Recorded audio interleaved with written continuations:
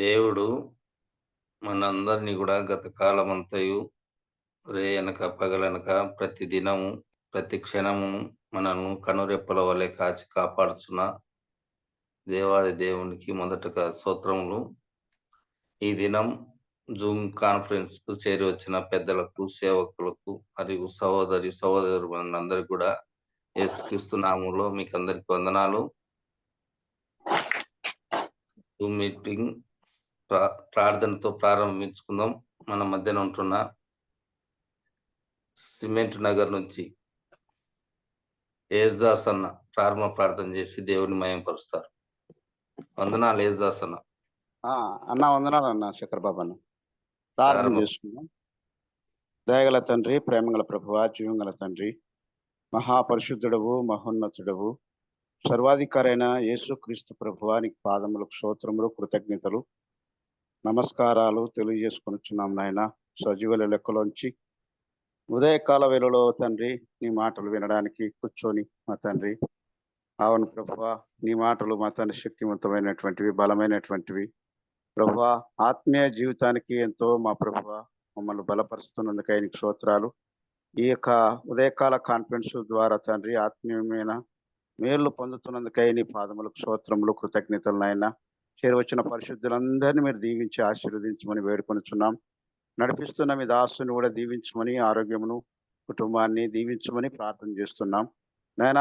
వాక్యంలో, ఇంగ్లీష్లో, తెలుగులో మా తండ్రి ఇలాంటి నేను తర్జుమ విషయాలలో తండ్రి మీరే తోడుగుండి నడిపించండి, ఆశీర్వదించండి. తేటగా సూటిగా మా తండ్రి మీరు మాతో మాట్లాడుదరని ప్రార్థన చేస్తున్నాం. ఉదయకాల వేళలో నీ మెండైన దీవెనలు, ఆశీర్వాదాలు మా మీద గుమ్మరించమని, ఆశీర్వదించమని, దీవించమని ప్రార్థన చేస్తున్నాం నాయన. నిర్వాహకులను కూడా దీవించమని మీ చేతులకు అప్పగిస్తూ ఆయన కుటుంబాన్ని కూడా దీవించమని, మీ నామానికి ఘనతను, మహిమను, ప్రభావమును నీకే ఆరోపిస్తూ నా ప్రభు ప్రియరక్షకుడైన క్రీస్తు యేసు పరిశుద్ధమైన నామమున ప్రార్థన చేసి వేడుకొనుచున్నాను తండ్రి. ఆమేన్. ఆమేన్. ప్రారంభ ప్రార్థన చేసిన యేసుదాస్ అన్నకు వందనాలన్నా. వందనాలన్నా.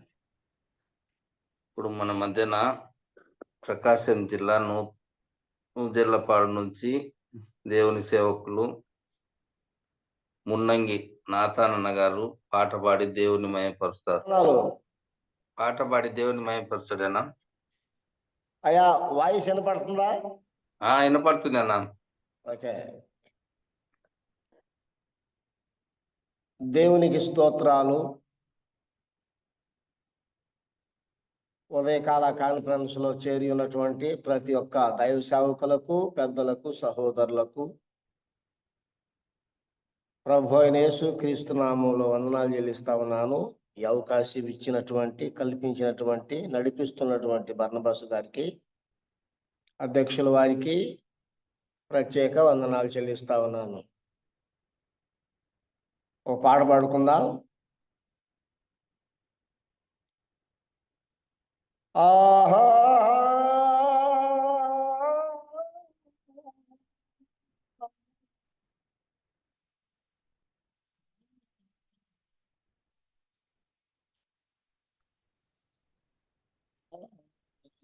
అన్న వాయిస్ రావటం లేదు.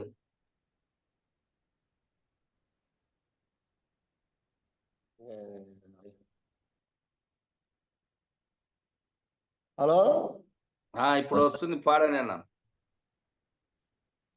ఆకాశ పక్షులను చూడండి, అవి విత్తవు, అవి కోయవు, అవి కట్లలో కూర్చుకో. ఆకాశ పక్షులను చూడండి, అవి విత్తవు, అవి కోయవు, అవి కట్లలో కూర్చుకో. ఆకాశ పక్షులను చూడండి. అనుదినము కావలసిన ఆహారము అందజేయును వాటికి దేవుడు. అనుదినము కావలసిన ఆహారము అందజేయును వాటికి వాటికి దేవుడు కలసి కట్టుగానే ఎగిరిపోతాయి, కలసి కట్టుగానే ఎగిరిపోతాయి. కడుపు నింపుకోగానే కలసి తిరిగి వస్తాయి, కడుపు నింపుకోగానే కలసి తిరిగి వస్తాయి. ఆకాశ పక్షులను చూడండి, అవి విత్తవు, అవి కోయవు, అవి కొట్లలో కూర్చుకోవు. ఆకాశ పక్షులను చూడండి. స్వార్థము వంచన వాటికుండదు, సాటి వాణ్ణి దోచుకొనే మనసు ఉండదు. స్వార్థము వంచన వాటికుండదు, సాటి వాణ్ణి దోచుకొనే మనసు ఉండదు.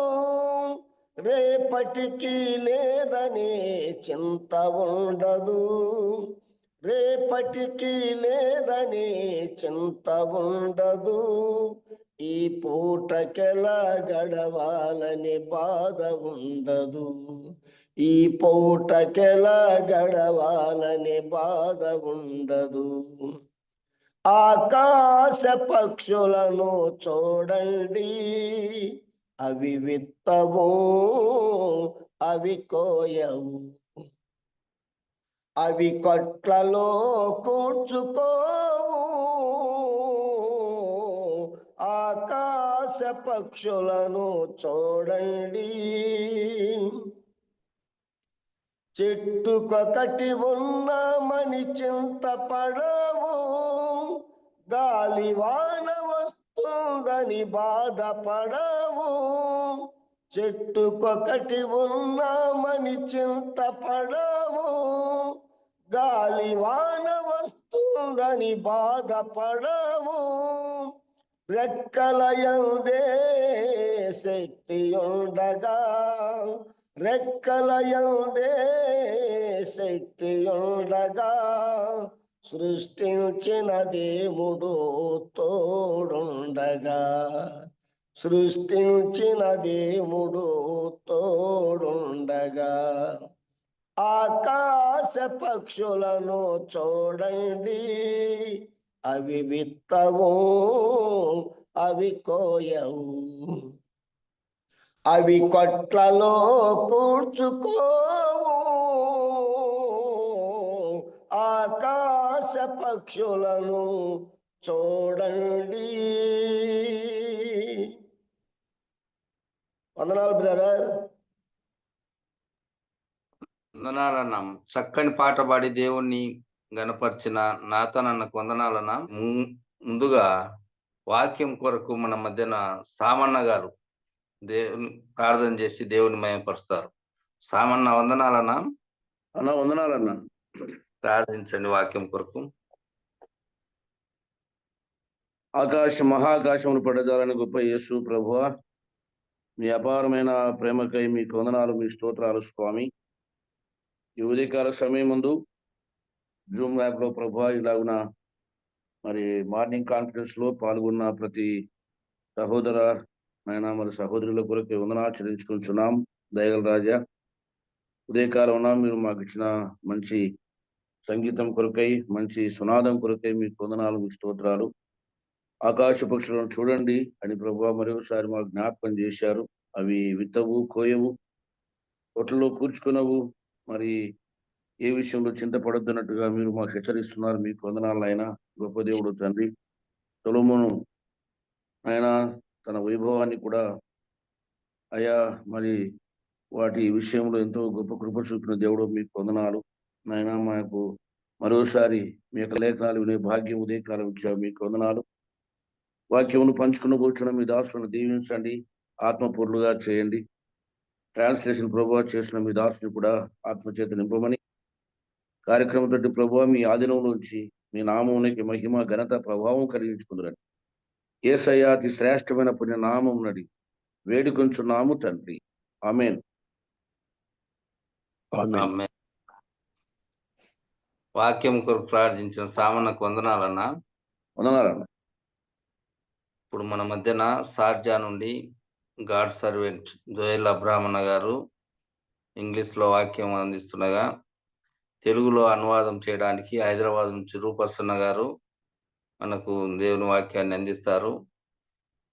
అబ్రాహ్మణ గారికి వందనాలన్నా. అదేవిధంగా రూపర్సన్నకు వందనాలు. ఇద్దరు 6 గంటల వరకు వాక్యం అందించండి అన్న. అబ్రాహ్మణ వందనాలన్నా. ఇద్దరికి వందనాలన్నా. జోయల్ అబ్రాహ్మణ గారు వందనాలు. స్టార్ట్ చేయండి. 6 గంటల వరకు చెప్పండి అన్న. Warm greetings once again and a very good morning in the precious name of our Lord and Savior Jesus Christ. మరొకసారి ఉదయకాల సమయాన్ని యేసు ప్రభు వారి ప్రశస్తమైనటువంటి నామములో మీకందరికీ హృదయపూర్వకమైనటువంటి శుభాభివందనాలు, శుభోదయం తెలియజేస్తున్నాను. One more time, the Lord has given us an opportunity on the universe where we as believers in Christ, through Zoom, we could again meet and praise and thank God and be able to learn from God's footstool. మరొకసారి ఉదయకాల సమయంలో దేవుని యొక్క బిడ్డలంగా, విశ్వాసంగా దేవుని వాక్యములో నుంచి అనేకమైన సంగతులను ధ్యానించుకోవటానికి, దాని ద్వారా మనం బలపరచబడటానికి దేవుడు అనుగ్రహించినటువంటి ఈ యొక్క శ్రేష్టమైన సమయాన్ని బట్టి దేవునికి నేను వందనాలు తెలియజేస్తున్నాను. Shall we continue our study on the topic of the glory of God? మనము తిరిగా దేవుని యొక్క మహిమను గురించినటువంటి అంశాన్ని గురించినటువంటి ఆ యొక్క విషయాన్ని మనం కొనసాగిద్దాం. Today we will be concentrating from the book of Ephesians. ఈ దినాన మనము ఎఫెసీయులకు రాసిన పత్రిక నుంచి కొన్ని విషయాలు మనం ధ్యానించుకుందాం. Last time we looked into Matthew's Gospel, John's Gospel, chapter 17. పోయిన వారం మనము యోహాను సువార్త 17వ అధ్యాయంలో నుంచి కొన్ని విషయాలు ధ్యానించాము. And also we have related that with many other portions of the Bible. దాన్ని మనము ఉదాహరణగా తీసుకొని చాలా విషయాలు మనం పోల్చి చూసాము. We did a comparative study for us for a better understanding. మనం చక్కగా అర్థం చేసుకోవడానికి మిగతా వాక్యాలను కూడా పోల్చి సరిచూసి మనం ధ్యానించాము. And we are also trying to compare it, but today we'll be doing in detail with the book of Ephesians to see what is the glory of the Father. మనము గత వారంలో వాటన్నిటి కూడాను సరిపోల్చి చూస్తూ వచ్చాం, కానీ ఈ దినాన్ని మనం తండ్రి యొక్క మహిమ ఏమిటో ఒకసారి మనం ధ్యానిద్దాం. Let's read that verse and go in for more details, understanding the very book and also the very passage in its context. ఈ సందర్భంలో దానికి సరిగ్గా సందర్భం సరిపోయినటువంటి ఆ వాక్య భాగాన్ని ఒకసారి మనం చదువుకుందాం. Shall we read chapter 1, book of Ephesians, chapter 1, verse 17 and 18.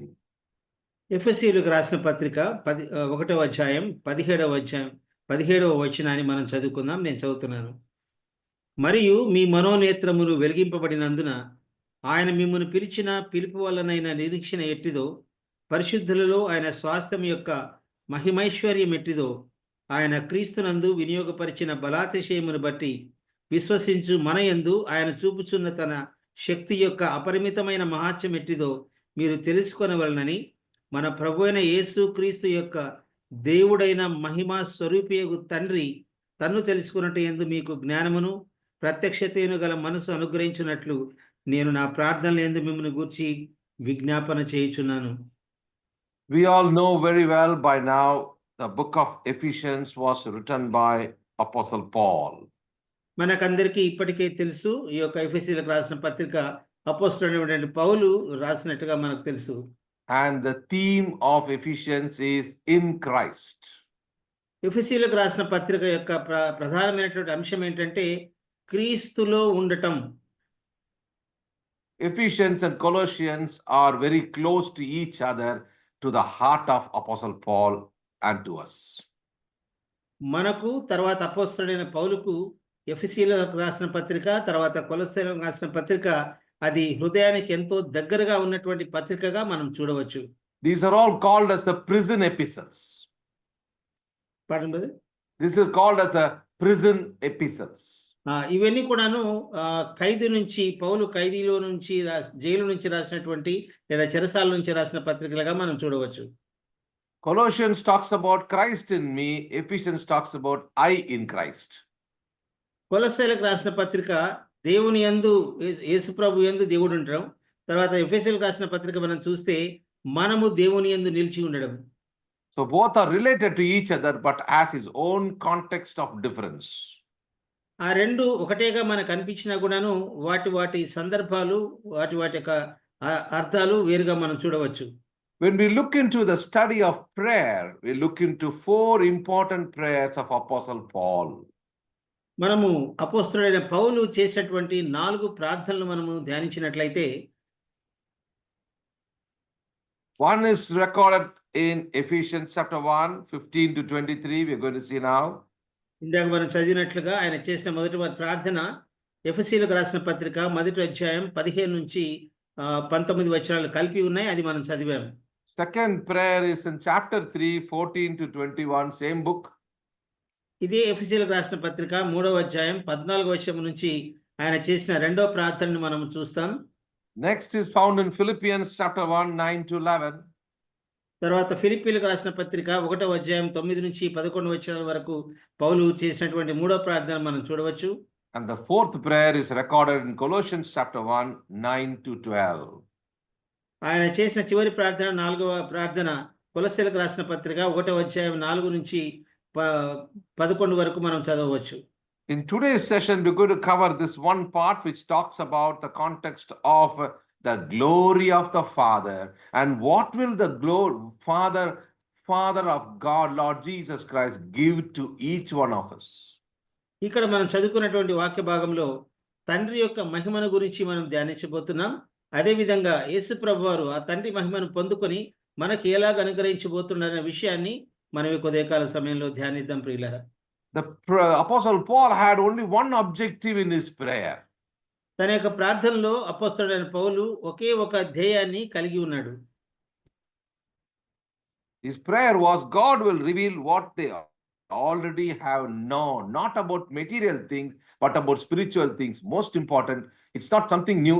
What they already have, he's going to tell them how they could be able to be revealed by the Holy Spirit to understand it. ఇక్కడ పౌలు ప్రస్తావించినటువంటి ఈ యొక్క వచనాలు మనం గమనించినట్లయితే ఏవైతే ఉన్నాయో already ఇంతకు మునుపు ఉన్నాయో వాటినన్నిటినీ ఎలాగూ యేసు ప్రభు ద్వారా బయలుపరచబోతున్నాడు అనేటువంటి అంశాల గురించి ఇక్కడ ప్రస్తావించిన మనం గమనించగలం.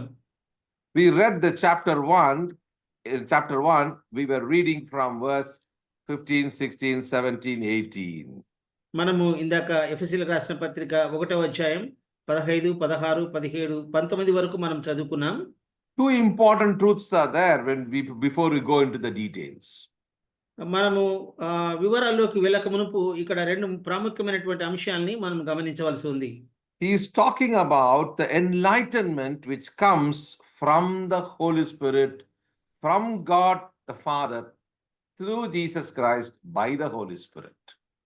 ఇక్కడ పౌలు రాస్తున్నటువంటి విషయం ఏంటంటే పరిశుద్ధాత్మ ద్వారా తండ్రి యొక్క మహిమను యేసు ప్రభు ద్వారా మనకు దేవుడు ఏ విధంగా అనుగ్రహించబోతున్నాడు అనే అంశాన్ని ప్రస్తావించినట్టుగా మనం గమనించగలం. Very important for us to understand, because in today's world you have the atheist which says no God. మనము ఎలాంటి ప్రపంచంలో జీవిస్తున్నామంటే దేవుడే లేడని జీవిస్తున్నటువంటి ప్రపంచంలో ఇది మనకు చాలా ప్రాముఖ్యమైనటువంటి అంశం. He is saying no God for us to know. మనం ఏ దేవుణ్ణి అయితే మనం తెలుసుకోవాలనుకుంటున్నామో ఆ దేవుని గురించి ఇక్కడ పౌలు సెలవిస్తున్నాడు. Think about the agnostic. You know what they say? They say, if there is a God, we cannot know him. కొంతమందిని అగ్నాస్టిక్ అంటారు. అంటే ఏంటంటే ఒకవేళ దేవుడు ఉంటే ఉండనివ్వండి, మేము తెలుసుకోవాల్సిన అవసరం కూడా లేదు అని. And most of the people fall into these categories. చాలా మంది ఈ యొక్క కోవకి చెందిన వారుగా ఉన్నారు.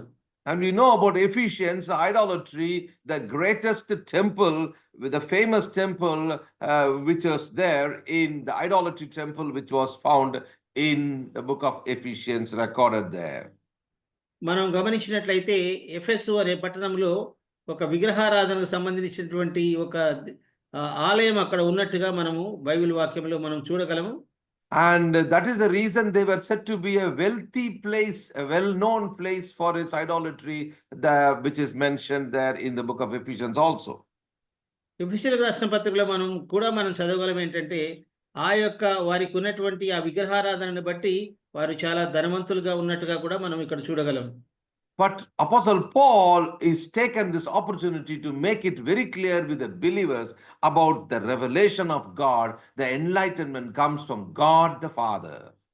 అందుచేత అపోస్తలుడైనటువంటి పౌలు చాలా స్పష్టంగా మాట్లాడుతున్నటువంటి విషయం ఏంటంటే తండ్రి అయిన దేవుడు ప్రత్యక్షపరచబోయేటువంటి మహిమను గురించి చాలా చక్కగా ఇక్కడ వివరిస్తూ ఉన్నాడు.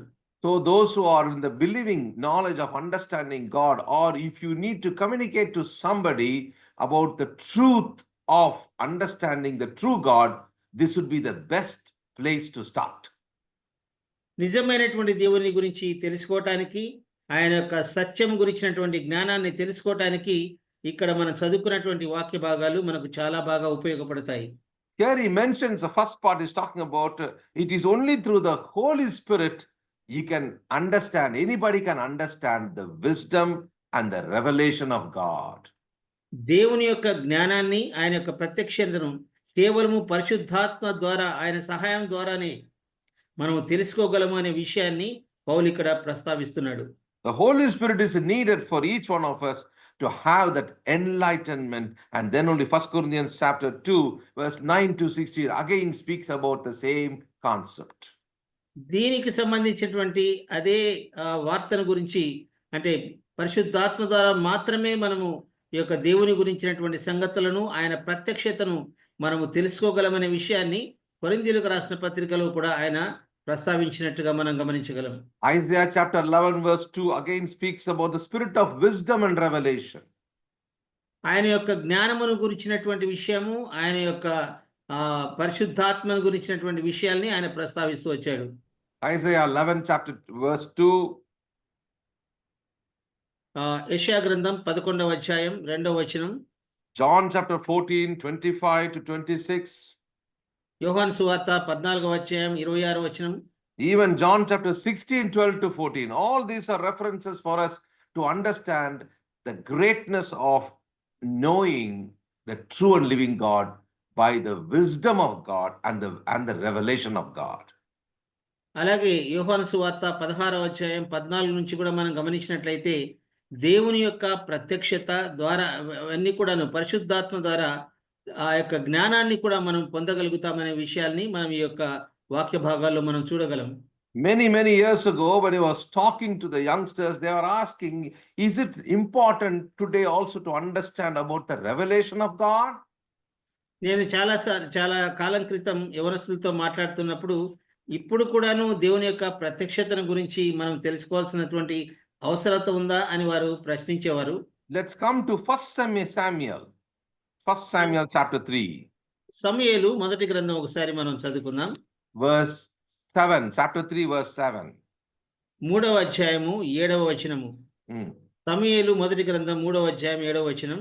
సమూయేలు అప్పటికి యెహోవాను ఎరుగకుండెను. వాక్కు అతనికి ఇంకా ప్రత్యక్షము కాలేదు. You see that? He was already serving God in the temple. సమూయేలు అప్పటికే దేవుని యొక్క పరిచర్య చేస్తూ ఉన్నాడు.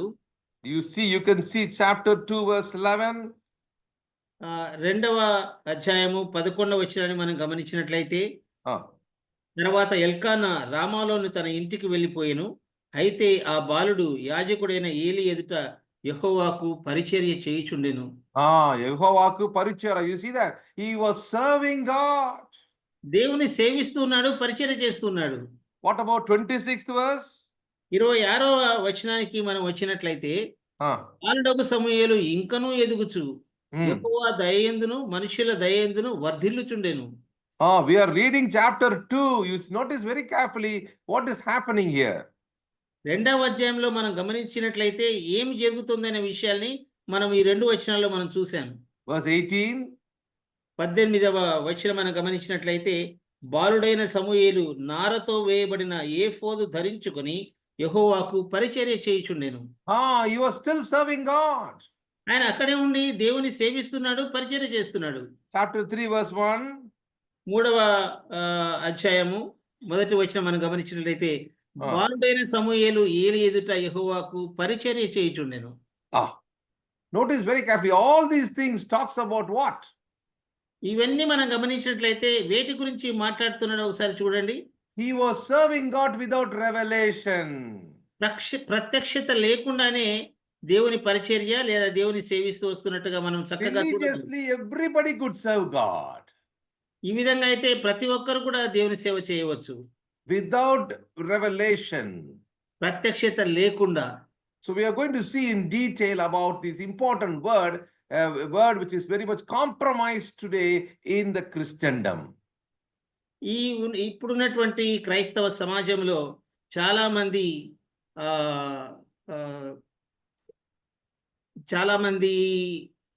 రాజీ పడేటువంటి విషయాలు మనం ఇక్కడ గమనించగలం. Now see chapter 3. Look at the scene in chapter 3. 3వ అధ్యాయం మనం గమనించినట్లయితే Verse 2. 2వ వచనం. Ah. ఆ కాలమందు ఏలీ కన్నులు మందదృష్టి గలవైనందున అతడు చూడలేక తన స్థలమందు పండుకొని ఉండగాను దీపము ఆరిపోక మునుపు. You can see that Eli was laid down. ఏలి యొక్క కన్నులు మందదృష్టి గలవై ఉండి అతడు చూడలేకున్నాడనే విషయాన్ని ఇక్కడ చూస్తున్నాం. And he was lying down. ఆయన పడుకొని ఉన్నాడు. Where was he lying down? ఆయన ఎక్కడ పడుకొని ఉన్నాడు? Verse 3. 3వ వచనంలో దీపము ఆరిపోక మునుపు సమూయేలు దేవుని మందసమునున్న యెహోవా మందిరములో పండుకొని ఉండగాను. You notice very carefully, in the temple of the Lord he was lying down. చాలా జాగ్రత్తగా గమనించినట్లయితే దేవుని యొక్క మందిరములో పండుకొని ఉన్నట్టుగా మనం గమనించగలం. Book of Exodus very clearly says there was no furniture. There is no furniture called as a stool or a bed in the temple of God.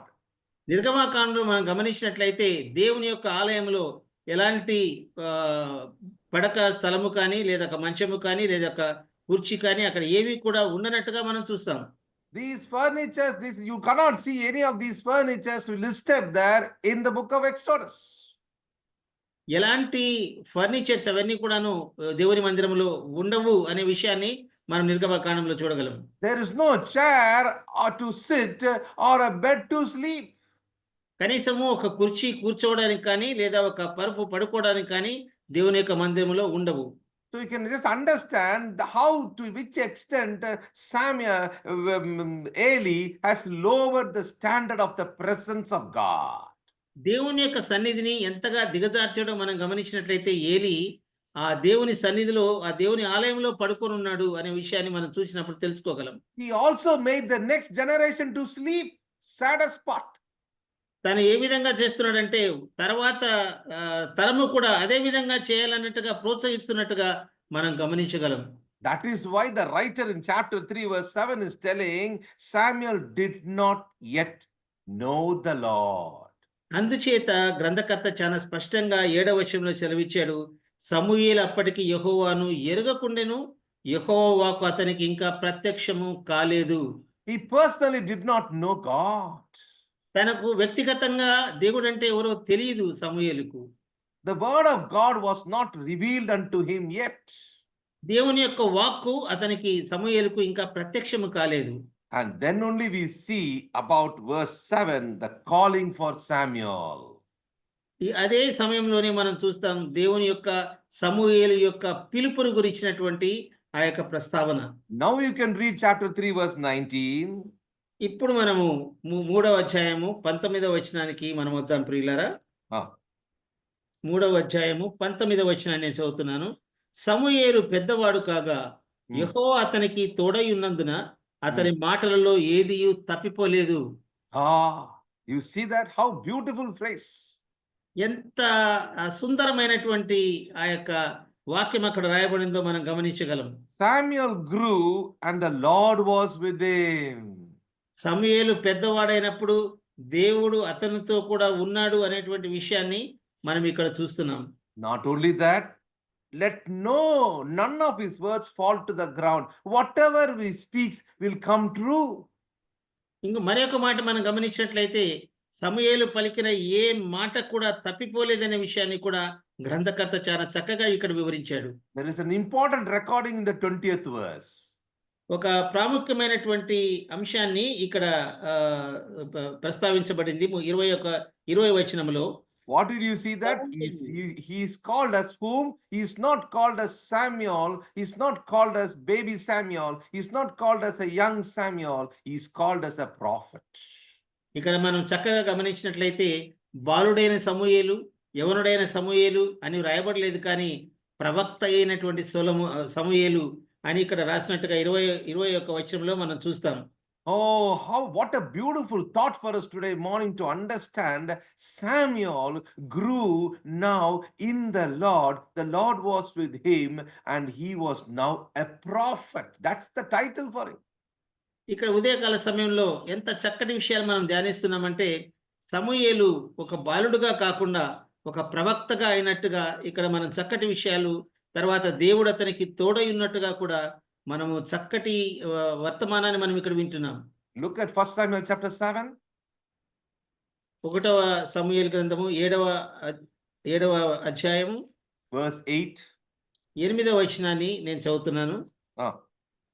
మన దేవుడైన యెహోవా ఫిలిష్తీయుల చేతిలో నుండి మనలను రక్షించున్నట్లుగా మా కొరకు ఆయనను ప్రార్థన చేయటం మానవద్దని సమూయేలు వద్ద మనవి చేసిరి. You look at the power of his prayer. ఇప్పుడు చూడండి సమూయేలు యొక్క ప్రార్థన బలమును గురించి వ్రాయబడినటువంటి విషయం. Oh, mother Hannah had only one child. తన తల్లి అయినటువంటి హన్నాకు ఒకటే కుమారుడుగా మనం చూడగలం. Praying mother could bring up a praying child. ప్రార్థనా పరురాలైన తల్లి ప్రార్థనా పరుడైనటువంటి కుమారులను పెంచగలదు ప్రియులారా. Praying child after the revelation of God became a praying prophet. బాలుడైనటువంటి సమూయేలు ప్రార్థన చేస్తూ చేస్తూ ప్రవక్త అయిన సమూయేలుగా ప్రార్థనా పరుడుగా మారినట్టుగా మనం ఇక్కడ చూడగలం. Oh, he died not like an ordinary Samuel, the name. He died as a prophet. ఆయన మామూలుగా బాలుడైనటువంటి సమూయేలుగా ఆయన చనిపోలేదు, కానీ ఒక ప్రవక్తగా తన యొక్క జీవితాన్ని ముగించాడు. Verse 15 is telling Samuel judged Israel all the days of his life. మనం గమనించినట్లయితే 15వ వచనంలో 7వ అధ్యాయంలో సమూయేలు తాను బ్రతికిన దినములన్నీ ఇశ్రాయేలులకు న్యాయాధిపతిగా ఉండెను. So from this, what did we learn? There's only one lesson for us to learn from this. ఇక్కడ నుంచి ఒకే ఒక పాఠాన్ని మనము నేర్చుకోగలము. Are we truly serving God? మనం నిజంగా దేవుని సేవిస్తున్నామా? How can we truly serve God? ఏ విధంగా మనము దేవుని సేవించగలము? Are we truly growing in the Lord? మనం నిజంగా ప్రభువులో ఎదుగుతున్నామా? How do we want to die? మనము ఎలాగో చనిపోవాలని అనుకుంటున్నాం. I don't want to die with my name Joel. I want to die as a man of God, a servant of God, a prophet, a true prophet, a one who could tell about Jesus and his love to the world. నేను జోయల్ అబ్రహాముగా ఈ యొక్క లోకంలో నుంచి మరణించాలని కోరుకోవడం లేదు, కానీ దేవుని సేవకుడుగా, దేవుని ప్రవక్తగా, దేవుని గురించి ఆయన గురించి బోధించేటువంటి ఒక బోధకుడుగా చనిపోవాలని నేను కోరుకుంటున్నాను. Now I just gave you one picture like this. There are several pictures in the Old Testament. Now let's come back to the book of Ephesians and understand why Apostle Paul took time to teach like this. ఇలాంటి సందర్భాలు ఎన్నో కూడా మనము పాత నిబంధనలో చూడవచ్చు, కానీ ఇక్కడ మనము చదువుకున్నటువంటి వాక్య భాగం తిరిగా మనం ఎఫెసీయులకు రాసిన పత్రిక 1వ అధ్యాయానికి మనం వద్దాం ప్రియులారా. Come and see chapter 1, what all things he is telling. There are 7 things clearly mentioned, and we are going to highlight only 4 important things in chapter 1, verse 15 to 19. One by one we will study that now. మనం ఇప్పుడు చదువుకున్నటువంటి వాక్య భాగంలో ఎఫెసీయులకు రాసిన పత్రిక 1వ అధ్యాయం 15వ వచనం నుంచి 19 వరకు ఒక్కొక్కటిగా చూస్తూ వద్దాం ప్రియులారా. What will the Father of glory give? ఇక్కడ తండ్రి యొక్క మహిమ అంటే ఏంటో మనం ఒకసారి చూద్దాం. Notice carefully. First is telling that, verse 17, that the God of our Lord Jesus Christ, the Father of glory, may give. Give what? ఇక్కడ గమనించినట్లయితే 19వ వచనం మనం కలిపి రాయబడి ఉంది. మన ప్రభు అయిన యేసుక్రీస్తు దేవుడైన మహిమ స్వరూపియగు తండ్రి తన్ను తెలుసుకొనుట యందు మీకు జ్ఞానమును ప్రత్యక్షతను గల మనస్సు అనుగ్రహించినట్లు అనే విషయాన్ని మనం చూడగలం. Note very carefully, Apostle Paul is speaking this because people are thinking about from private, they have a private revelation. Even today is not possible because we are talking about a revelation which is revealed in the word of God through the Holy Spirit. చాలా మంది ఏకాంతంలో వారికి ఉన్నటువంటి ప్రత్యక్షత గురించి చెప్పుకుంటారేమో కానీ పౌలు ఇక్కడ చెప్తున్నటువంటి మాట దేవుడిచ్చేటువంటి ప్రత్యక్షత ఏ విధంగా ఉంటుంది అనే విషయాన్ని ఇక్కడ చక్కగా మనకి వివరిస్తున్నాడు. I've been hearing testimonies and people even among the brethren talking about, oh brother, what about this? He opened the window early morning and he could see someone standing there and God revealed. My dear believers and Christians, be very careful when we read God's word. You look at the revelation he's talking about, which is already revealed to us. చాలా మంది నాతో అన్నట్లుగా మనము తలుపులు తెరుచుకొని దేవుని యొక్క ప్రత్యక్షత కోసం మనం కనిపెట్టడం కాదు, కానీ దేవుని యొక్క ప్రత్యక్షత ఎలా ఉంటుందో ఇక్కడ పౌలు మనకి చక్కగా ఈ యొక్క వచనాల్లో మనకు బోధిస్తూ వస్తున్నాడు. This is how the revelation which has already come to us. మనకి ఇంతకు మునిపే ఆ యొక్క ప్రత్యక్షతను దేవుడు అనుగ్రహించాడు ప్రియులారా. There is no other revelation today in the world other than this which is already revealed. ముందుగానే ఉన్నటువంటి ఆ యొక్క ప్రత్యక్షత దేవుడు మనకు అప్పుడే అనుగ్రహించాడు. What is that? How is that? అది ఏంటిది, ఎలా ఉంటుంది అనే విషయాన్ని మనం చూసినట్లయితే It is from the Father of glory. అది తండ్రి యొక్క మహిమ నుంచి మనకు ప్రాప్తించినట్టుగా మనం It is గమనించగలం. through Jesus Christ the Lord. తండ్రి యొక్క మహిమ యేసు ప్రభువు ద్వారా మనకు అది ప్రాప్తించింది. With this Holy Spirit, by the Holy Spirit. అది ఎలా ప్రాప్తించిందంటే పరిశుద్ధాత్మ ద్వారా మనకి ప్రాప్తించింది. Notice very carefully, to know God personally is the most important thing. దేవుని మహిమను లేక దేవుణ్ణి వ్యక్తిగతంగా ఆయన్ను ఎరగడం అనేది మన జీవితంలో చాలా ప్రాముఖ్యమైనటువంటి సంగతి. So the first thing is telling us about you, the Father of glory has given. The first thing is what? The spirit of wisdom and revelation in the knowledge of him. మనకి ఇక్కడ గమనించినట్లయితే తండ్రి యొక్క మహిమ ద్వారా మనకు అనుగ్రహించబడినటువంటి మొట్టమొదటి విషయం ఏంటంటే మనకు ఆయన అనుగ్రహించినటువంటి జ్ఞానము, ఆయన యొక్క ప్రత్యక్షత.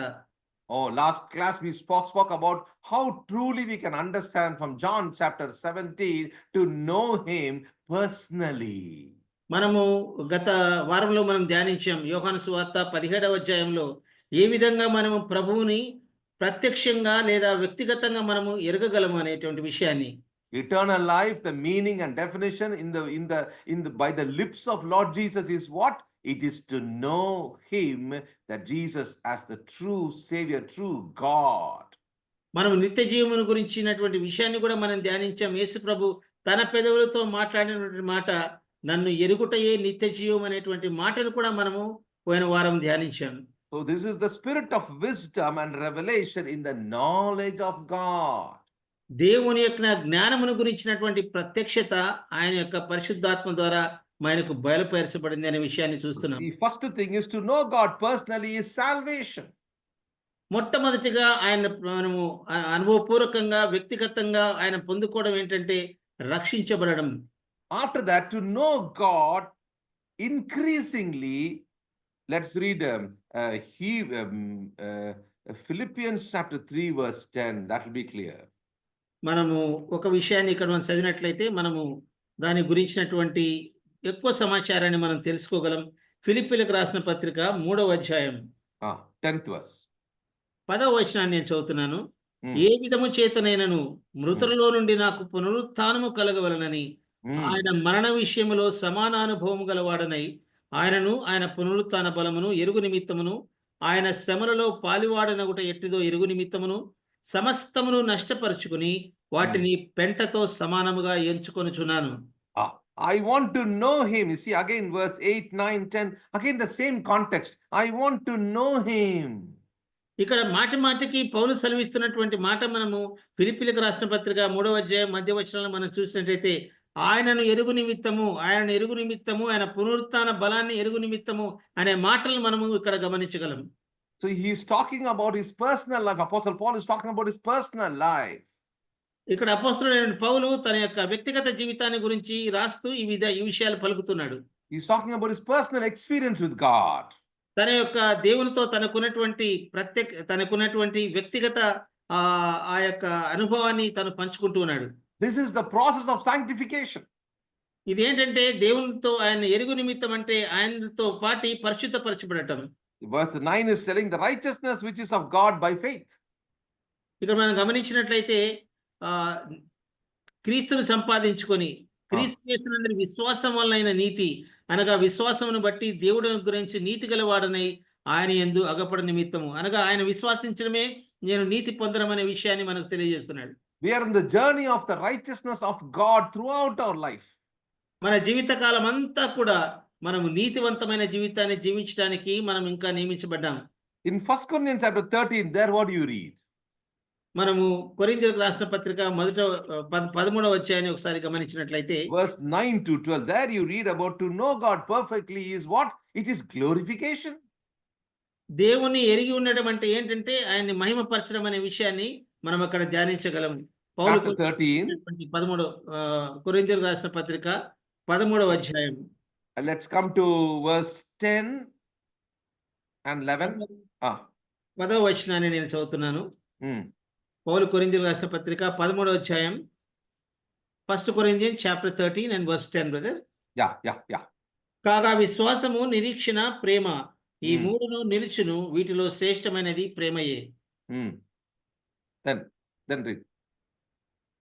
No, it's only first See, verse 10. The chapter 13, verse 10. 1 Corinthians 13, verse 10. That పదవ is వచనం మనకు perfect. పూర్ణమైనది వచ్చినప్పుడు Ah. పూర్ణము కానిది నిరర్థకమగును. Verse 11. నేను పిల్లవాడనై ఉన్నప్పుడు పిల్లవాని వలె మాట్లాడి తిని, పిల్లవాని వలె తలంచి తిని, పిల్లవాని వలె యోచించి తిని, ఇప్పుడు పెద్దవాడనై పిల్లవాని చేష్టలు మానివేసి తిని. Verse 12.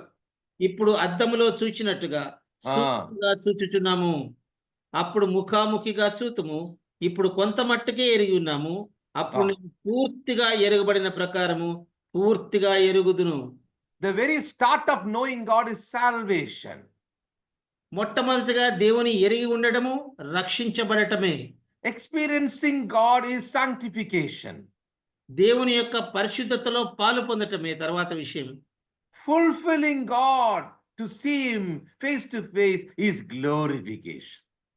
మనము మహిమలో నుంచి మహిమను గురించినట్టు చూస్తే చిట్ట చివరిగా ఆయన్ని మహిమలో మనం చూసేటువంటి ఆ గొప్ప భాగ్యము తర్వాత జరగబోయేటువంటి విషయంగా మనం చూడగలం. Notice the life of Samuel. సమూయేలు యొక్క జీవితాన్ని మనం గమనించినట్లయితే He got the revelation of God.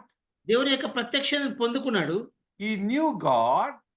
దేవుని ఎరిగి ఉన్నాడు. He started growing in the Lord. ఆయన దేవునిలో పెరుగుతూ వచ్చాడు, ఎదుగుతూ He started వచ్చాడు. experiencing God. ఆయన యొక్క విషయాలన్నిటినీ కూడా తను పొందుకుంటూ వచ్చాడు. He understood the calling of God. దేవుని యొక్క పిలుపును గురించినటువంటి వాటిని అర్థం చేసుకున్నాడు. He showed the power of God.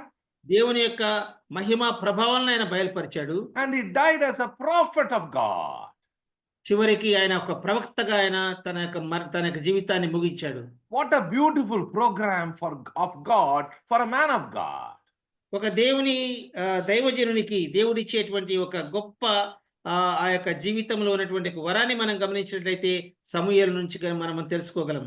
That is what Apostle Paul is talking here, to know God. అదే అపోస్తలుడైన పౌలు ఇక్కడ ప్రస్తావిస్తున్నాడు, దేవునిని ఎరుగు నిమిత్తము. Come to Ephesians chapter 1. ఎఫెసీయులకు రాసిన పత్రిక మరి తిరిగి వద్దాం. The spirit of wisdom. జ్ఞానానికి సంబంధించినటువంటి ఆత్మ. Because the spirit of reasoning will not be possible. మనకి తర్కించేటువంటి ఆత్మ మనకి పనికిరాదు, కానీ only a believer could be able to understand, a non-believer cannot understand. ఒక్క విశ్వాసి మాత్రమే దానిని చక్కగా అర్థం చేసుకోగలరు, కానీ ఒక అవిశ్వాసి దేవుని ఎరగనటువంటి వ్యక్తి వాటిని అర్థం చేసుకోలేడు ప్రియులారా. After that in verse 18 he says, తర్వాతి వచనాల్లో 18వ వచనంలో ఆయన మాట్లాడుతూ వస్తున్నాడు. how can this happen? పడండి బ్రదర్.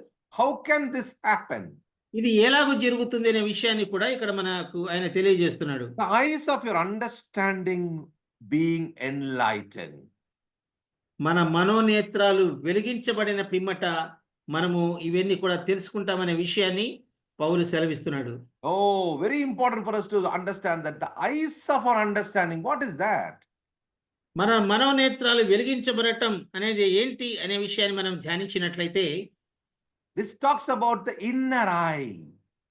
మన యొక్క లోపల ఉండేటువంటి అంటే మనకు బయటికి కనిపించే నేత్రాలు కానీ మన మనోనేత్రాల గురించి పౌలు మాట్లాడుతున్నాడు. Whenever a believer and unbeliever can talk from outwardly but not inwardly.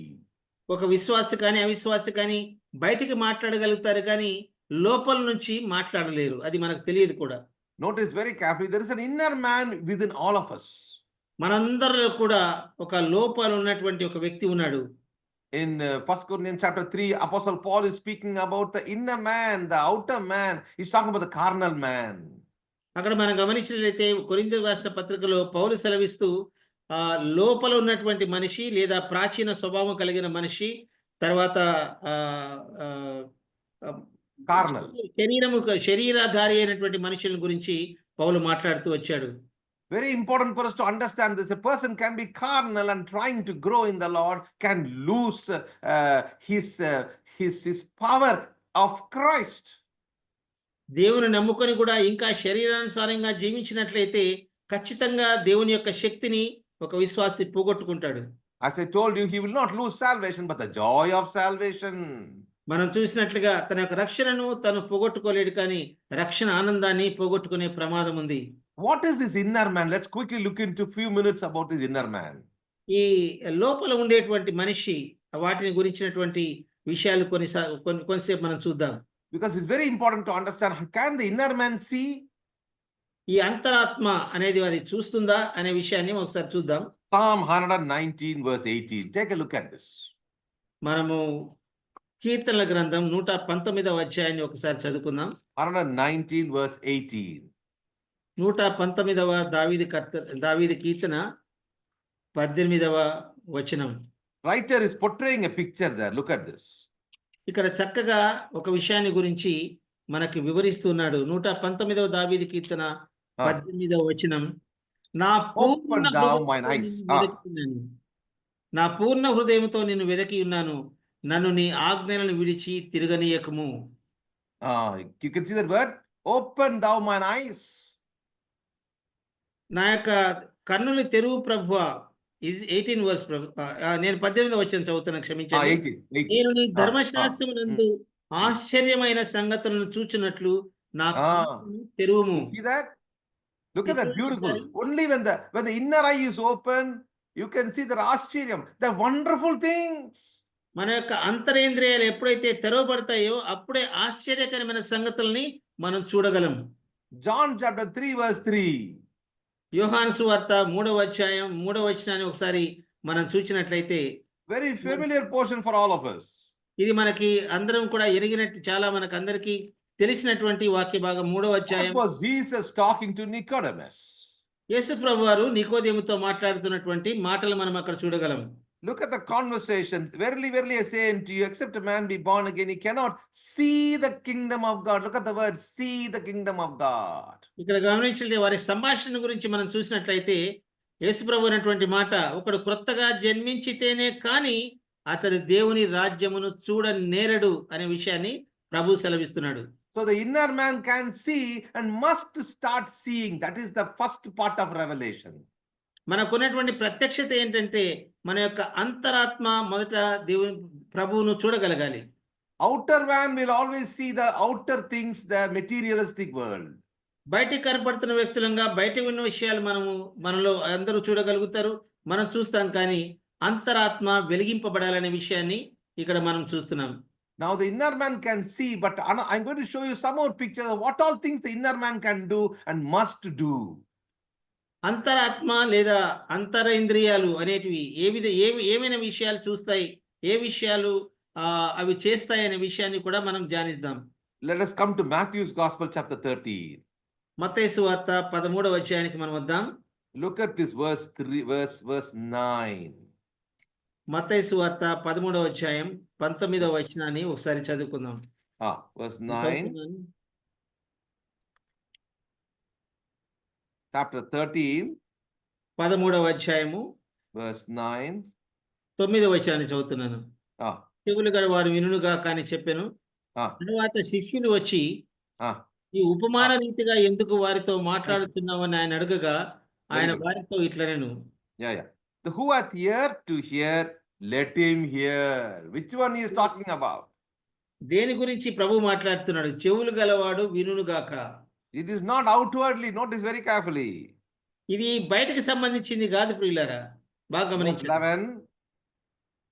11వ వచనం. It is given unto you to know. Look at the word. To know the mysteries of the kingdom of heaven. ఇక్కడ ప్రభు మాట్లాడుతున్న మాట, పరలోక రాజ్యం మర్మములు ఎరుగుట మీకు అనుగ్రహింపబడి ఉన్నది గాని వారికి అనుగ్రహింపబడలేదు. 13th verse. 13వ వచనము.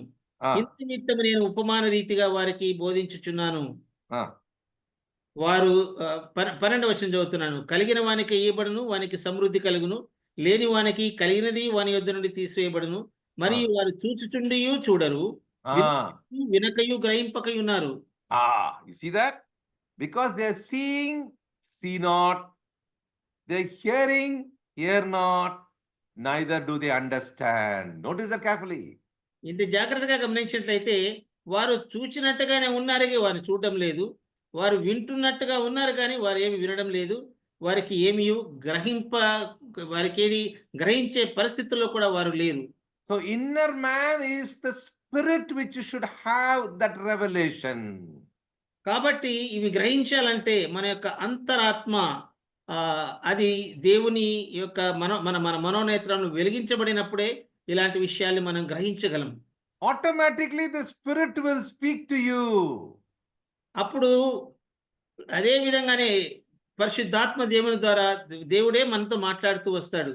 The Holy Spirit, we are sealed as a believer. You are sealed by the Holy Spirit upon your spirit. మన యొక్క ఆత్మ పైన పరిశుద్ధాత్మ ద్వారా మనం ముద్రించబడి ఉన్నాము. When you are sealed by the Holy Spirit, then your activity, spiritual activity starts. ఎప్పుడైతే మనం పరిశుద్ధాత్మ ద్వారా ముద్రించబడతామో అప్పుడు మన నుంచి ఆత్మ సంబంధమైన క్రియలు మన నుంచి ప్రారంభమవుతాయి. When your spiritual activity starts, which means spiritual faculties start working. ఎప్పుడైతే పరిశుద్ధాత్మ యొక్క దేవుని ద్వారా మన యొక్క ఆత్మ సంబంధమైనటువంటి విషయాలు బయలుపడుతూ వస్తాయో ప్రతి విషయంలో కూడాను అవి బయలుపరచబడుతూనే వస్తుంటాయి. So here we are talking about hearing. ఇక్కడ వినేటువంటి విషయాన్ని గురించి ఇక్కడ మాట్లాడుతున్నాడు. Hebrews chapter 5 verse 11. 11వ వచనాన్ని Hebrews chapter 5 verse 11. Hebrew brother. Yeah. హెబ్రీయులకు రాసిన పత్రిక. Here what the writer says. Hebrew chapter 5 verse 11. 13 brother. 11. హెబ్రీయులకు రాసిన పత్రిక 11వ అధ్యాయం.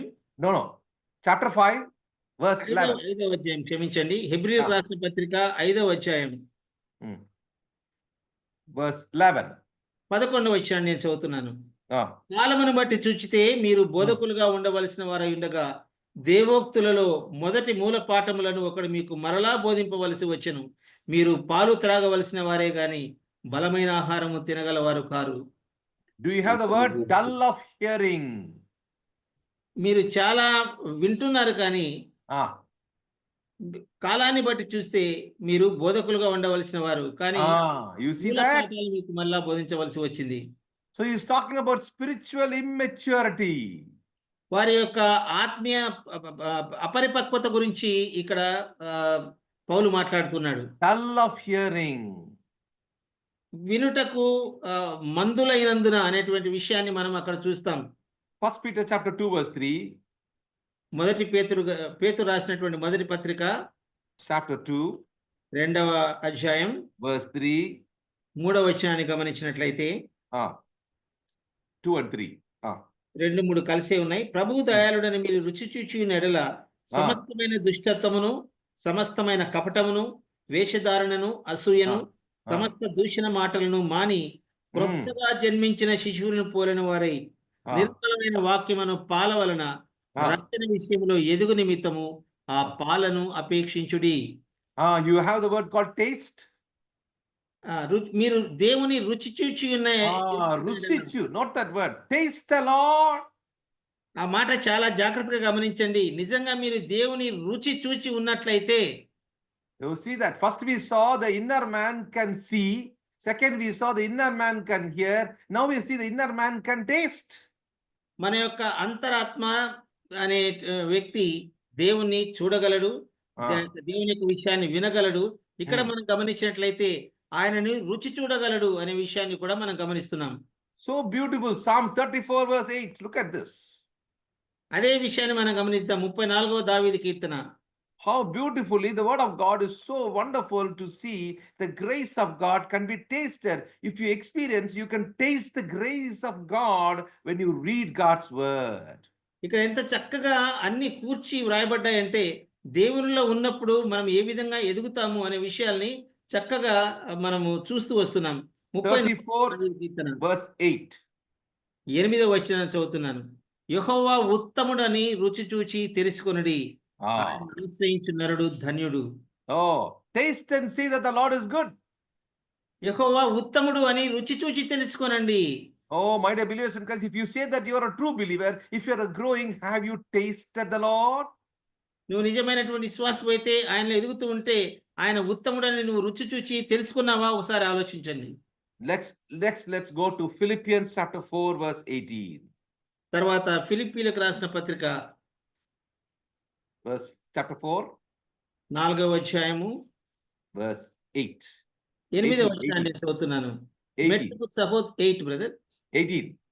18 18వ వచనాన్ని చదువుతున్నాను. నాకు సమస్తమును సమృద్ధిగా కలిగి ఉన్నది. Ah. మీరు పంపిన వస్తువులు ఎపఫ్రోదితు వలన పుచ్చుకొని ఏమీ తక్కువ లేకయున్నాను. అవి మనోహరమైన సువాసనయు దేవునికి ప్రీతికరమును ఇష్టమునైన యాగమునై ఉన్నవి. Ah. Now he is talking about 17, 18. He's talking about, I offered unto chapter 4, sorry. Yeah, correct. You look at that. A sweet smell of sacrifice. ఇక్కడ మనం గమనించిన పౌలు పలుకుతున్నటువంటి మాట తనకి ఏవైతే అంది ఉన్నాయో వాటిని అవి మనోహరమైనవి, సువాసనవి, దేవునికి ప్రీతికరమైనవి, ఇష్టమైనవి అనే విషయాన్ని గురించి మాట్లాడుతున్నాడు. So he's talking about the Spirit of God is leading you in your heart and mind and soul, and the Spirit can smell. మనలో ఉన్నటువంటి ఆత్మ అది దేవుని రుచి చూడడం మాత్రమే కాదు, ఆ యొక్క సువాసనని, ఆ యొక్క ప్రీతికరమైనటువంటి ఆ యొక్క ఆయన ఇష్టమైనటువంటి వాటిని ఇవన్నీ కూడా అవి గ్రహించేటువంటి ఆత్మని దేవుడు మనకిచ్చాడు. Also in 2 Corinthians chapter 2 verse 14. కొరింథీయులకు రాసిన 2వ పత్రిక Chapter 2 verse 14. 14వ అధ్యాయం 14, 15. 2 Corinthians brother. Yeah, 2 Corinthians, correct. Chapter 14. No, chapter 2. 2వ అధ్యాయం 14, 15. 14, 15 వచనాన్ని మనం చదువుకుందాం. పౌలు కొరింథీయులకు రాసినటువంటి 2వ పత్రిక 2వ అధ్యాయం 14, 15.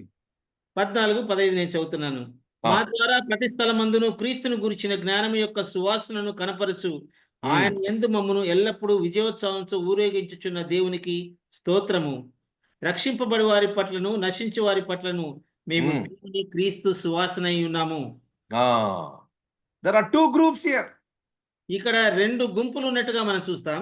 The fragrance of life సువాసన కలిగినటువంటి, జీవము కలిగినటువంటి వారు, and the smell of death. మరణపు వాసన కలిగినటువంటి వారు. Oh, even we have to identify that among the people. కాబట్టి ప్రజల్లో మనం గమనించవలసింది ఎవరు సువాసన కలిగి ఉన్నారు, ఎవరు మృతమైన వాసన కలిగి ఉన్నారు అనే విషయాన్ని కూడా మనం తెలుసుకోవాల్సిన అవసరం మనకుంది. If you are a true believer walking with God, you will have a fragrance. నువ్వు నిజంగా దేవుని విశ్వాసం ఇచ్చిన విశ్వాసి అయితే నువ్వు ఖచ్చితంగా దేవుని యొక్క సువాసనను గ్రహించగలుగుతావు. In one of the churches, there was a problem. After the worship meeting, all the elders decided to ask a brother about this issue. ఈ విషయాన్ని గురించి ఒక సంఘములో ప్రార్థన అంతా అయిపోయిన తర్వాత ఆ యొక్క సహోదరుని పిలిచి ఈ యొక్క విషయాన్ని వారు అడిగారు. Not about this exactly, about the word called smell. I'm going to tell about smell. వాసన గురించి ఆ యొక్క సహోదరుని అందరు కలిపి అడిగారు ప్రార్థన అయిపోయిన All తర్వాత. the elders called this brother. అందరూ పెద్దలందరూ కూడా ఈ యొక్క సహోదరుని పిలిచి, brother, whenever you come for worship, you are spraying some perfume. It is too this perfume is too intoxicating. Why are you using this? ఆయన ఏమడిగారంటే ఆ సహోదరుని, సహోదరుడా నువ్వు వచ్చినప్పుడల్లా కూడా నువ్వు పర్ఫ్యూమ్స్ ఆ స్ప్రే వేసుకొస్తావు, అది మాకు చాలా ఘాటుగా ఉంది, చాలా అభ్యంతరకరంగా ఉంది అని ఆయన అడిగారు. That brother was smiling ఆ యొక్క సహోదరుడు నవ్వుతూ వచ్చాడు. and he told, ఆయన ఏమన్నాడంటే, my dear brother, I Yeah. am working in a perfume factory. Whatever I do, even if I wash my clothes, I cannot help it. ఆయన అన్నటువంటి మాట, సహోదరులారా నేను పనిచేసేది ఒక పర్ఫ్యూమ్ ఫ్యాక్టరీలో, నేను ఎంతగా వాష్ చేసుకుని ఎంత ఉతికినా బట్టలు ఉతికినా నా దగ్గర అదే వాసన వస్తుంది, అదే సువాసన వస్తుంది అని చెప్పినప్పుడు ఆయన చెప్పినట్టుగా నేను విన్నాను. Oh, that is always reminding me when I read this passage. నేను ఈ యొక్క వాక్యము చదివినప్పుడల్లా కూడా ఆ యొక్క విషయం నాకు జ్ఞాపకం వస్తుంది. Oh, the smell of God. దేవుని యొక్క సువాసన మనలో ఎప్పుడు ఉండాలి. English Bible is telling the sweet savor of Christ. క్రీస్తు యొక్క సువాసన అని మనం చక్కగా ఇక్కడ వాక్యంలో మనం చూడగలం. The saved should always have this fragrance. ఈ యొక్క సువాసన ఎల్లప్పుడూ కూడా మనకు క్రీస్తు సువాసన మనము వెదజల్లే వారంగా ఉండాలి. Eternal life will have the aroma of Christ. నిత్య జీవం మనం ఎప్పుడు పొందుకున్నామో అప్పటి నుంచి మనలో ఆ యొక్క సువాసన ఎప్పుడు కూడా మనం వెదజల్లే వారంగా ఉంటాం. But eternal death, those who go to the eternal death, they will have the smell of death. ఎవరైతే ప్రభు నమ్ముకొనకుండా నిత్య నరకాగ్నికి వెళ్ళేటువంటి దారిలో ఉన్నారో వారి దగ్గర మరణపు వాసన మాత్రమే వస్తుంది. Always a believer will have a fragrance of love, unity, diversity, and hope and joy. This smell will be always coming. మనం గమనించినట్లయితే ప్రభువును నమ్ముకున్నటువంటి ఒక వ్యక్తిలో నుంచి ఎప్పుడు కూడా ఎలాంటి సువాసన వస్తుందంటే ఐక్యత, ప్రేమ, తర్వాత నిరీక్షణ, ఇలాంటి ఆత్మ సంబంధమైనటువంటి విషయాలతో కూడినటువంటి సువాసనను తను ఎప్పుడు కూడా వెదజల్లుతూ ఉంటాడు. Oh, the time is running out. I would like to explain more things. Let me give you 2 references and stop now. సమయం గడిచిపోతుంది కనుక నేను 2 విషయాలు జ్ఞాపకం చేసి నేను ముగించాలని నేను కోరుతున్నాను. Acts chapter 17 verse 27. Look at the inner man, what he's doing. అపోస్తలుల కార్యములు 17వ అధ్యాయం 27th verse. 27వ వచనాన్ని చదవాలని నేను ఆశపడుతున్నాను. అపోస్తలుల కార్యములు 17వ అధ్యాయము 27వ వచనం. మరియు యావత్ భూమి మీద కాపురం ఉండుటకు ఆయన ఒకరి నుండి ప్రతి జాతి మనుష్యులను సృష్టించి వారు ఒకవేళ దేవుని తడవులాడి కనుగొందురేమో అని తన్ను వెదకు నిమిత్తము నిర్ణయ కాలమును వారి నివాస స్థలం యొక్క పొలిమేరలను ఏర్పరిచింది. Notice very carefully. ఉండేవాడు కాదు. Notice carefully. He's telling they should seek the Lord if happily they might feel after him. Look at the word feel. Pardon brother, which verse brother it is? Verse 27, he will feel after him. దేవునిని వెదుకులాడేటువంటి విషయంలో తన యొక్క ఆ యొక్క అనుభూతిని కలిగి ఉంటాడనే విషయాన్ని పౌలు ఇక్కడ నొక్కి వక్కానిస్తున్నాడు. How beautifully explains that they should seek the Lord if happily they might feel after him. Look at that, they're happily feeling the presence of God, essence of God, love of God, character of God, and they follow him. ఇక్కడ మనం గమనించినట్లయితే దేవుని యొక్క ప్రేమను గురించినటువంటి సువాసనను వెదకడం విషయంలో ఆయనను వెదకి ఆయనకు వెదికే విషయంలో ఆయన తడవులాడి కనుగొంటారు అనే విషయాన్ని ఇక్కడ ప్రస్తావించబడింది. How beautiful to see that, my dear believers. Today morning we are talking about the inner man. ఈ రోజు మనము ధ్యానిస్తున్నటువంటి విషయం మన యొక్క అంతరాత్మను గురించినటువంటి విషయం. The inner man can see. ఆంతర్య పురుషుడు చూడగలడు. The inner man can hear. మనలో ఉన్నటువంటి ఆంతర్య పురుషుడు వినగలడు. The inner man can taste. మన ఆంతర్య పురుషుడు రుచి చూడగలడు. The inner man can smell. ఈ మనలో ఉన్నటువంటి ఆత్మ సంబంధమైనటువంటి వ్యక్తి And the inner man can touch. తర్వాత తను స్పృహ కలిగి ఉండగలడు, స్పర్శించగలడు. And also we saw in Matthew 13:13, we have to be very careful that it can be deceptive, as he's talking about seeing they see not, hearing they hear not, and doing they do not. మనము మత్తయి రాసిన సువార్త 13వ చదివినట్టుగా వాళ్ళు కన్నులుండి చూడలేరు, చెవులుండి వినలేరు, హృదయం ఉండి కూడా గ్రహించలేనటువంటి పరిస్థితుల్లో వారు ఉన్నారనేటువంటి హృదయ విదారకమైనటువంటి విషయాన్ని గురించి కూడా మనం ధ్యానించాం. Let's go back to Ephesians chapter 1. తిరిగి మనం ఎఫెసీయులకు రాసిన పత్రిక మొదటి అధ్యాయానికి మనం తిరిగి వద్దాం. What were we concentrating now? దేని గురించి మనము లోతుగా మనం ఇక్కడ ధ్యానిస్తూ వస్తున్నాం? Verse 18. 18వ వచనాన్ని మనం చూస్తూ వచ్చాం. The eyes of your understanding being enlightened. దేవుని యొక్క ప్రత్యక్షత ఏంటో మనము అంతరాత్మలో గ్రహించాలనే విషయాన్ని మనం ఇక్కడ చూస్తూ వస్తున్నాం.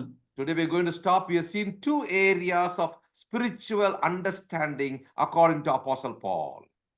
అపోస్తలుడైన పౌలు చెప్పినటువంటి ప్రకారము ఏ విధంగా పరిశుద్ధాత్మలో ఉన్నటువంటి ఈ రెండు విషయాలు అనగా ఆయనను పోలి నడుచుకోవడం, తర్వాత ఆయన యొక్క మహిమ ఐశ్వర్యాన్ని తెలుసుకోవడం, ఈ విషయాన్ని మనం ధ్యానించి మనం కొద్దిసేపట్లో ముగించుకుందాం. We praise and thank God for this morning time. The Father of glory has given something for us.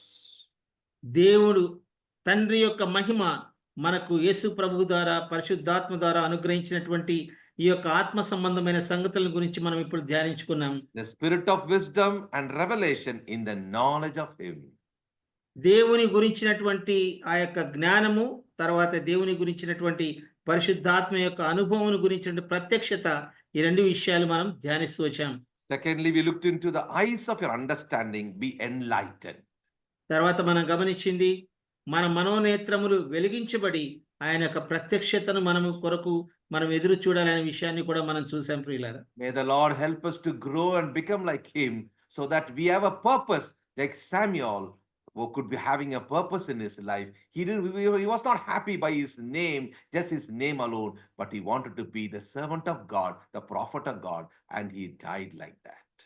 ఏ విధంగా అయితే సమూయేలు కేవలము తన యొక్క పేరును బట్టి మాత్రమే కాకుండా, తన పరిచర్య మాత్రమే కాకుండా ఏ విధంగా అయితే దేవుని యొక్క ప్రత్యక్షతను పొందుకున్నాడో, ఇక్కడ మనం గమనించినటువంటి విషయాలన్నింటిలో నుంచి కూడా మనము కూడా దేవుని యొక్క సారూప్యంలోనికి మార్చబడుతూ రావటానికి ప్రభు మనకి ఈ యొక్క వాక్యం ద్వారా సహాయం చేయునుగాక. Why I said that is because of verse 14, until the redemption of the Ephesians chapter 1:14, until the redemption of the purchased possession unto the praise of his glory. మనము ఎందుకు ఈ మాటలు చెప్తూ వచ్చానంటే, మన కొరకై ఎదురు చూస్తున్నటువంటి ఆ యొక్క నిత్య రక్షణను గురించినటువంటి ఆ యొక్క మాటను నేను మీకు వినిపించాలని ఈ యొక్క వాక్యాన్ని నేను చెప్తూ వచ్చాను. May the Lord's name be glorified. Thank you for all your presence and your keen attention. God bless you all. దేవుడి యొక్క తన యొక్క మాటలు దీవించునుగాక. మీరందరూ చేరి వచ్చినందుకు మీకు నాకు కృతజ్ఞతలు తెలియజేస్తున్నాను. తర్వాత నా యొక్క అభినందనలు తెలియజేస్తున్నాను. ఆమెన్.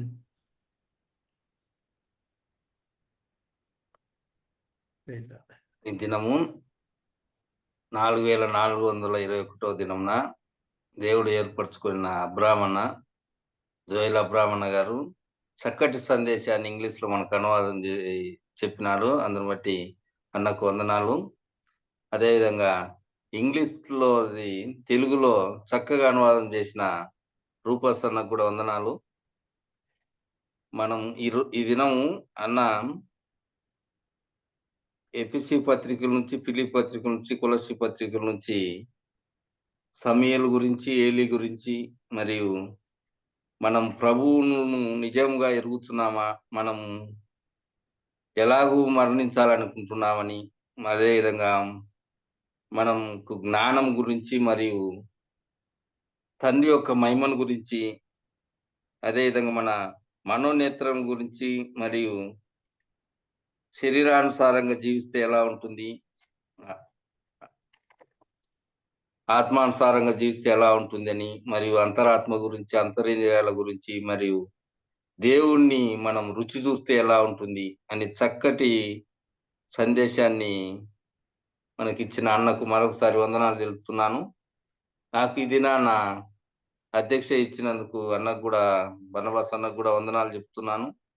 అదేవిధంగా ప్రారంభ ప్రార్థన చేసిన ఏదాస్ అన్నకు, పాట పాడి నాతాన్ అన్నకు, అదేవిధంగా ట్రాన్స్లేషన్ చేసిన అన్నకు, మరియు వాక్యం చెప్పిన అన్నకు కూడా వందనాలు చెప్తున్నాను. ముగింపు ప్రార్థన మన మధ్యన ఉంటున్న ఎస్ రాజన్న ముగింపు ప్రార్థన చేస్తారు. ఈ దినం ఎస్ రాజన్న ముగింపు ప్రార్థన చేయనన్నా. వందనాలన్నా. పరమ తండ్రి, నీ కొందనాలను స్తుతిస్తూ కనపరుస్తున్నావు నాయన. నీ దయకు కృప కొందనాలు ప్రభా. నీ దాసుల్ని నిలవబెట్టి మాకు ఈ ఉదయకాలం తెలియజేసిన శ్రేష్టమైన ఆలోచనలు వందనాలు ప్రభా. మా ముగింపు ఎలా ఉండాలో నైనా మరి ఎంతో ఆత్రంగా దైవావేశంతో లేఖనాలు తెలియజేసిన నిదాసులు జోయల్ అబ్రహం గారిని బట్టి వందనాలు. మేముగా బ్రతక్క, మా కొరకు బ్రతక్క, నీ కొరకు బ్రతకాలనే ఒక ఆలోచన రేకెత్తించినందుకు వందనాలను స్తుతిస్తున్నాం. అటువంటి తలంపులు క్రియల్లో పెట్టి మా అందరిని ప్రభా నీకు ఇష్టలుగా మలచాలనే ఆలోచన పుట్టించినందుకు నేను స్తుతిస్తున్నాం. అలాగ బ్రతకటానికి, నీ కొరకు బ్రతకటానికి, నీ సేవకులంగా లిఖించబడటానికి, గుర్తించబడటానికి నీ కృప మాకు దయచేయండి.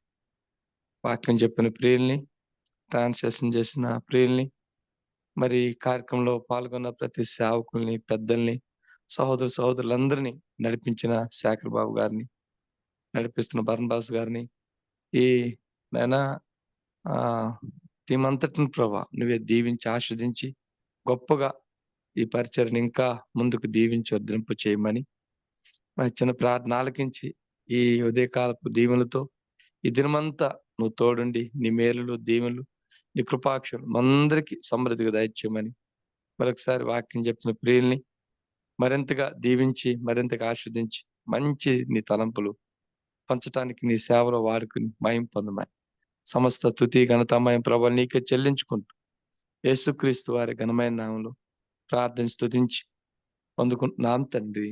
ఆమేన్. ఆమేన్. ముగింపు ప్రార్థన చేసిన శ్రాదనకు వందనాలన్నా. వాక్యం కొరకు ప్రార్థన చేసిన సామన్నకు కూడా వందనాలు చెప్తున్నాను. వందనాలు. నాకు ఈ అవకాశం ఇచ్చిన బర్నబాస్ అన్నకు వందనాలు చెప్తూ ఈ సమయాన్ని బర్నబాస్ అన్నకు అందజేస్తున్నాను. వందనాలు బర్నబాస్ అన్న. వందనాలు. వందనాలు.